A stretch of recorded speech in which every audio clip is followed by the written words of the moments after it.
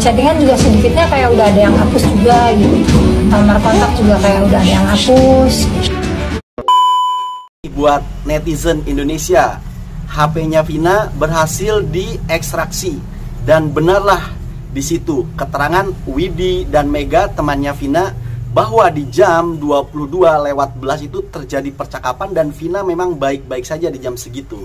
Sedangkan di BAP jam 22:00 itu Vina dibunuh dan diperkok kan. Jadi dari sini sudah jelas ini scientific evidence karena sifatnya ini ekstraksi dari handphonenya Vina langsung, dan scientific evidence 1 ini akan menggugurkan 1000 kesaksian.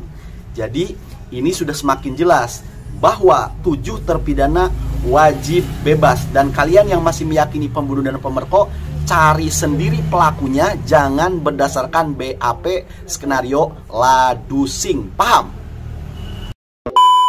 20 jam di sini. Cari sendiri. Kamu dibayar, kalau kita gratis, kita Brodeo. Oke, Bung Maras. Udahlah kalian bertobat, kemudian harus fair mengakui bahwa ada kesalahan atau rekayasa penyidikan dalam perkara ini. Dan kami minta supaya seluruh masyarakat Kota Cirebon bisa hadir.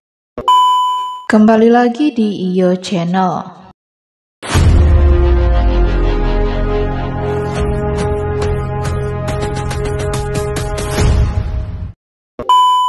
Baiklah, kali ini saya masih akan membahas tentang kasus Vina Cirebon, yaitu tentang percakapan BBM HP Vina tahun 2016 berhasil dibuka. Sifat asli Eki anak Ibtu Rudiana dikuliti oleh teman tongkrongannya. Untuk selengkapnya simak cuplikan berikut ini. Sementara itu, dari percakapan yang terungkap dari hasil ekstraksi SMS di ponsel Vina menunjukkan bahwa Vina, Mega, dan Widi berteman dekat. Lihat bersama, itu kalau di Indonesia kan karena waktunya kan UTC ya. UTC waktu dunia, kalau dikonversi ke WIB itu 7 jam. Jadi itu kalau konversi WIB jadi 7 jam, itu bukunya adalah 22 jam 22 di menit ke-14, di detik ke-10 gitu loh. Di situ ada SMS dari Vina kepada Widi yang mengajak untuk keluar, untuk jalan-jalan, saya mau dijemput kalau mau gitu ya. Jadi itu menjelaskan dengan terang bahwa di jam tersebut 22:14:10 detik ya, Vina masih hidup ya. Nah, ini sangat berbeda jauh dengan putusan di 3 berkas perkara ini, 16, 3, dan 4. Mudah-mudahan tuh ya, Tuan Takur lo tuh ya, yang lo nge-DM ngancam-ngancam gua tuh ya, Tuan Takur lo tuh selesai ya. Kalau memang penegak hukum kita ini bersifat adil, udah lama itu selesai orang. Merekayasa segitu luasnya loh. Ya seharusnya ya Gugun Gumilar, Aris Papua itu semuanya dipanggil. Jauh lebih banyak orang yang disiksa ketimbang dia bertiga, AF berempat. Ini belasan orang. Ya kan, belasan orang. Kemudian AF juga nggak hadir 2016 lalu. Dengan alasan ini hanya pengacaranya aja. Hebat kali kalian merekayasa itu. Ya kan? Nah, saya tanya itu, bubuk waktu itu sebelum kejadian Vina itu dikemanakan itu? Dimusnahkan apa disimpan? Saya tanya. Tuh, sama Tuan Takur tuh. Ya. Itu. Ya merekayasa nih. Saya udah curiga juga. Sejak lama udah saya banting namanya kakaknya Vina. Ya kakaknya Vina kok berani-beraninya mau. Apa bayaran berapa? Itu baru bayaran. Lu jangan nuduh-nuduh. Gua bayaran ngedongkrak ini. Ya. Bilang lagi bayaran teriak-teriak. Bayaran lo ke orang. Ya kan? Apa lo? Ya DM gua di sana ngerasa lo. Ya. Udah lonte-lontehin orang pula kau. Ya. Emang kau panas kenapa? Ya ini ya harus didongkrak terus sama netizen. Ya nggak hanya kita aja, seluruh rakyat Indonesia ini membutuhkan keadilan itu bro. Ini bukan zaman PKI lagi, dikit-dikit ancam kamu, dikit-dikit ancam sama orang yang berteriak minta keadilan itu. Kamu kira kamu ngasih uang, Rudiana kasih uang sama orang, atau saya dibayar uang sama orang? Kita ini butuh keadilan, bukan butuh bayaran. Kamu harus tahu itu. Ya dikit-dikit ancam sama orang. Kamu itu kelakuannya kelakuan PKI tahu. Ya. Nggak perlu kamu ancam-ancamin orang begitu. Ikut-ikutan pula kayak Rudiana lo caption itu jangan merasa aman. Ya nggak merasa aman tuh saya tanya Rudiana apa gua? Ya kan? Dikit-dikit lo teriak ancam sama orang, tangkap. PKI ini model begini di zaman now. Zaman modern begini lo masih ancam-ancam gua.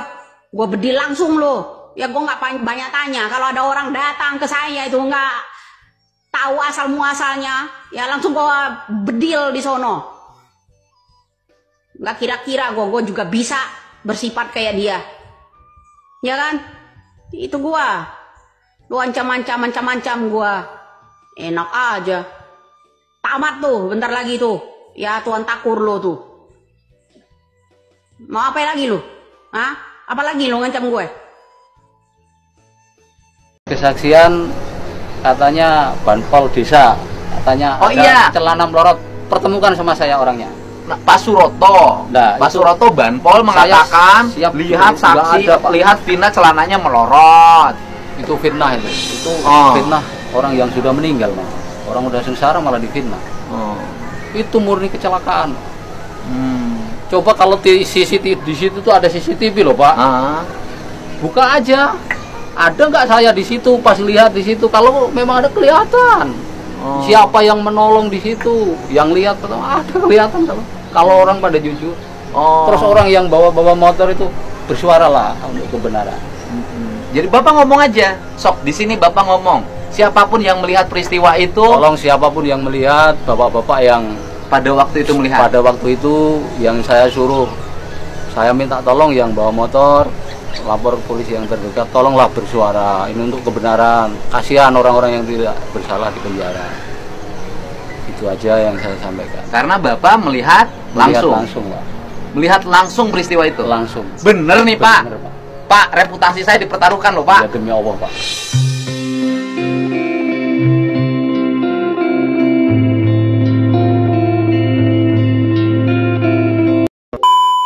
Percakapan BBM HP Vina tahun 2016 berhasil dibuka. Kasus Vina Cirebon hingga saat ini masih belum menemui titik terang.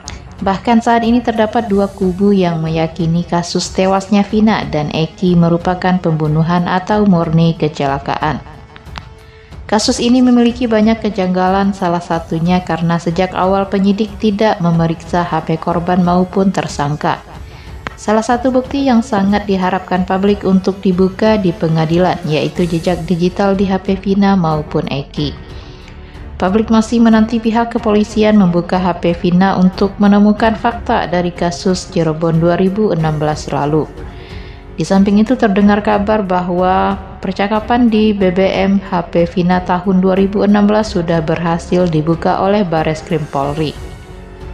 Kabar itu disampaikan oleh pengacara Peggy Setiawan yaitu Tony RM dalam acara Rakyat Bersuara iNews. Tony berharap hasil dari terbukanya percakapan BBM tahun 2016 tersebut dapat memberikan kepastian atas penyebab tewasnya Vina dan Eki karena kecelakaan atau pembunuhan. Teman tongkrongan Eki, Franciscus Marbut, beberapa waktu lalu datang ke tempat Deddy Mulyadi.